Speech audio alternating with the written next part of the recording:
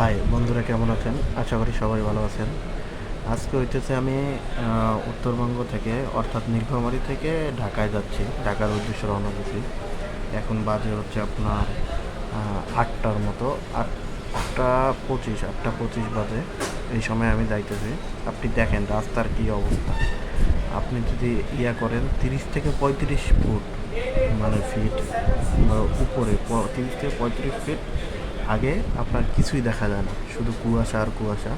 তার ভিতরে আমি অলরেডি আপনার ৫-৬টা অ্যাক্সিডেন্ট দেখে ফেলছি, যেটা হচ্ছে যে পিছন দিয়ে কেউ কাউরে মাইরে দিছে, কেউ সামন দিয়ে মাইরে দিছে, কেউ আবার পাশাপাশি সংঘর্ষ হয়েছে, এরকম অবস্থা।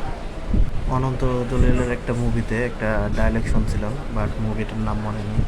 উনি বলছিল যে তুমি এখানে আসছো কেন, এখানে হচ্ছে পদে পদে মৃত্যুর খেলা। সেম, এটা হয়তো মুভিতে বাস্তব নাও হতে পারে, কিন্তু আপনি উত্তরবঙ্গে আসলে, উত্তরবঙ্গ থেকে ঢাকার উদ্দেশ্যে রওনা দিলে এটা ঠিকই আপনার কাছে বাস্তব মনে হবে যে এখানে আসলেই পদে পদে মৃত্যুর খেলা। দেখেন আপনি কিভাবে গাড়ি ঘোড়া আসতেছে এবং সবারই হেডলাইট জ্বলা। আপনি কোনোভাবেই বুঝতে পারবেন না যে এখানে আপনার ৩০ গজ মানে ৩০ ফিট উপর বাইরে মানে সামনে কোনো গাড়ি আছে।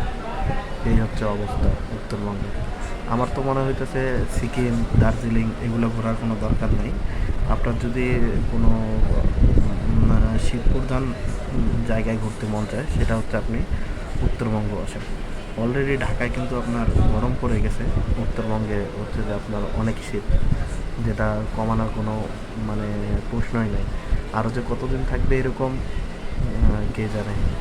দেখা যাক ঢাকায় সুন্দরভাবে পৌঁছতে পারবো কি না, কারণ রাস্তাঘাটের যে অবস্থা, অলরেডি আমার এখন হচ্ছে যে আপনার ৩২০ কিলো থেকে ৩২৫ কিলো বাইক রাইড করতে হবে, যেটা এই শীতের জন্য অনেক টাফ। আল্লাহ জানে আপনার কুয়াশা কতক্ষণ থেকে।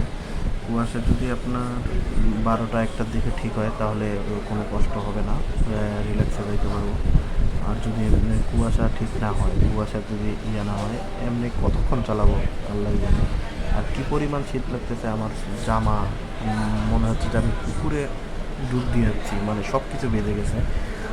এরকম মনে হচ্ছে মাত্র আমি সব কিছু সহ পুকুরে ডুব দিয়ে যাচ্ছি, এরকম অবস্থা। সবাই দোয়া করবেন এবং ভিডিওটা ভালো লাগলে অবশ্যই সাবস্ক্রাইব করবেন। পরবর্তী ভিডিও আসবে। এই সময় অনেক শীত লাগতেছে, তাই ক্যামেরাটা হোল্ড করে দিলাম, ক্যামেরাটা বন্ধ করে দিলাম।